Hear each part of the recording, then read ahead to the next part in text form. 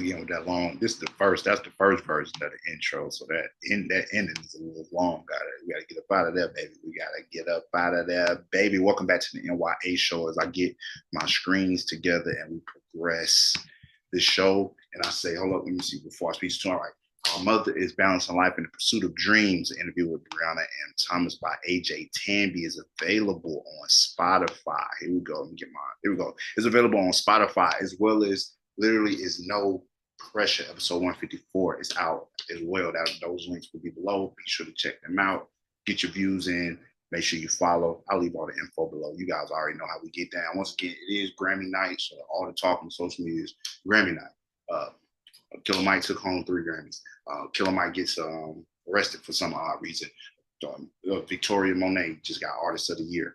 Everybody's taking home something. Jay-Z just got like a Dr. Dre Global Impact Award. You know, and the way that Dr. Dre has managed to, scrimmage his way through all these different things, for those, if you know, is amazing. You know what I'm saying? It's truly amazing. Like I said, once again, Black privilege, baby. It does exist. Black privilege. He got it.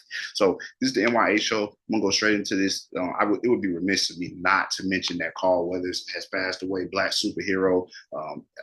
For a lot of people of the generation before mine, I know if I was speaking to my father, he would speak very highly of him. He's crossed generations because the last thing that the kids, or they say with us, would know him from is The Mandalorian, because that's one of the things that he was involved in the later years of his life. But we must, send an RIP to Carl Weathers. How can we not mention that? Sylvester Stallone pays a tribute to him. He's been in the first 4 Rockies as Apollo Creed. He was in Predator. He was also the voice of Combat Carl in Toy Story. So that's a lot of my generation there, but I never knew that he was the voice of that character. You get what I'm saying? So that's a lot. He was in Happy Gilmore, which everybody really loved his performance there. And of course, Action Jackson. Like I said, a lot of people say that was our first, action hero that they truly saw was Action Jackson. They really appreciated what Carl Weathers did. So appreciate you, brother. You know what I'm saying? A New Orleans, Louisiana native, 76 years old.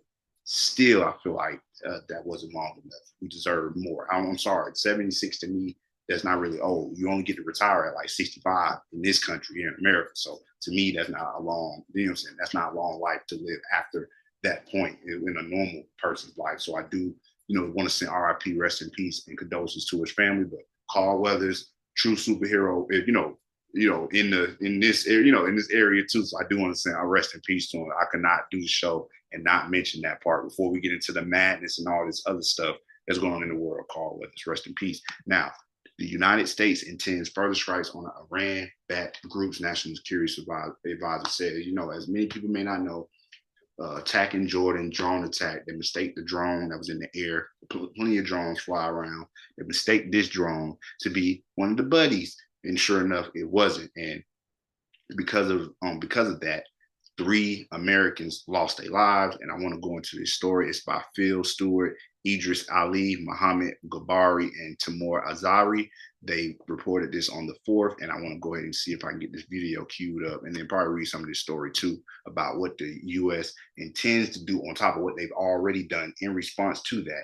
And I was doing a story last week on the cargo situation in the Red Sea. And I talked about how this thing is causing delays. They have to go around Africa, the Cape of Good Hope, South Africa, all of these different things, right? So as I'm doing the story later in the week and I'm trying to add different articles to support what I'm saying, just to show what was happening, every time I hit the back button, all it's talking about is different strikes coming on from backside, all the way back to like October, just different strikes, attacks.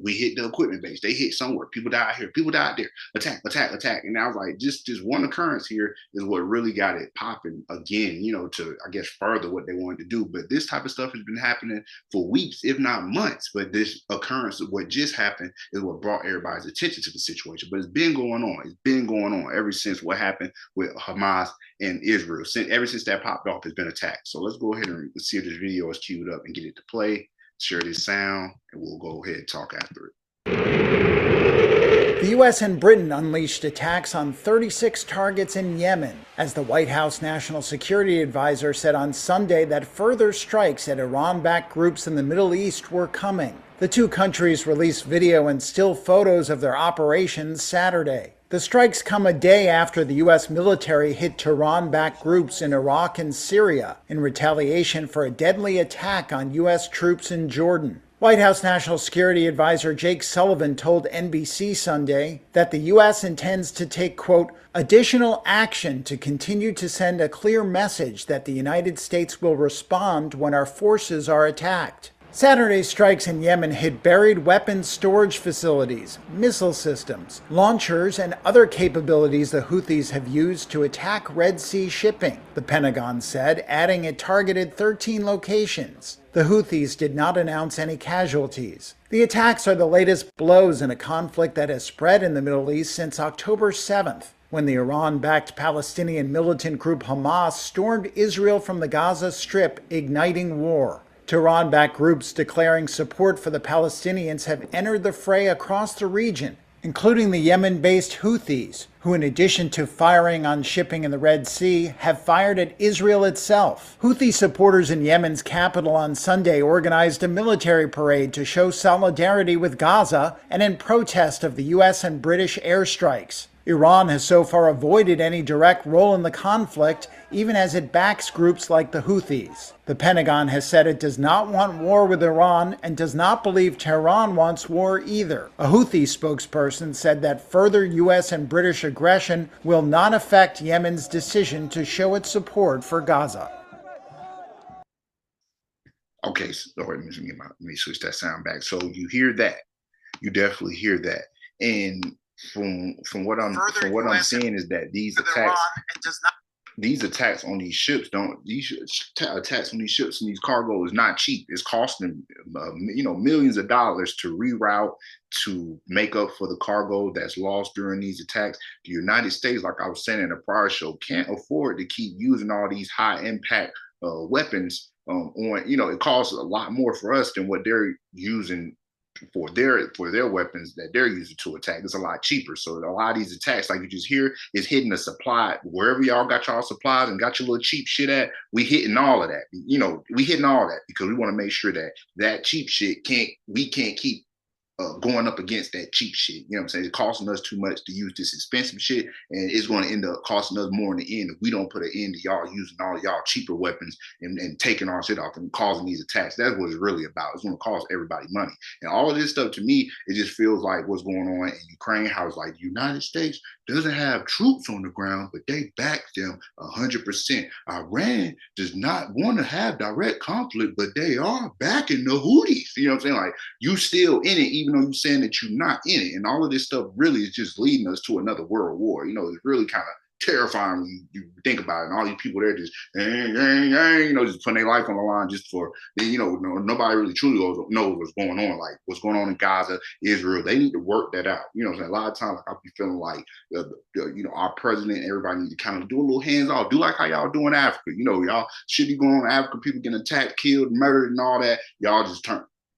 the other, turn your head, turn the side eye. Y'all might send some millions over there to help with the food and everybody starving after the attacks. But when it comes to actually putting y'all finger into it, the United States, they kind of just be like, nah, we just want y'all to do a little ceasefire. We're gonna stay out of it. But there's nobody truly groups that they're backing that we truly know of to further this type of behavior. So I just want everybody to check this story out. The United States has already hit hella targets, since what happened in Jordan. And like I said, rest in peace. All three of those troops came out of Georgia. We here in Georgia, we love our troops. No matter what. Saying God. What's that on the head of state with Chris Rock when he said the dude, he was like, God bless America and no place else. Just like a running joke thing. But really, the troops are out there risking their lives. These troops weren't even doing anything like deadly. Like they weren't troops that were out there for combat and all that. These was like reserve kind of troops that fell victim to this drone attack. So now the United States feel like they gotta, show let their nuts hang, but they're in it. But what's really going to come from everybody letting their nuts hang, everybody letting their nuts hang, is going to lead to more bodies and more death and more killing and all of this other stuff. So let me know what y'all thoughts on the story. United States hit back after what happened in Jordan.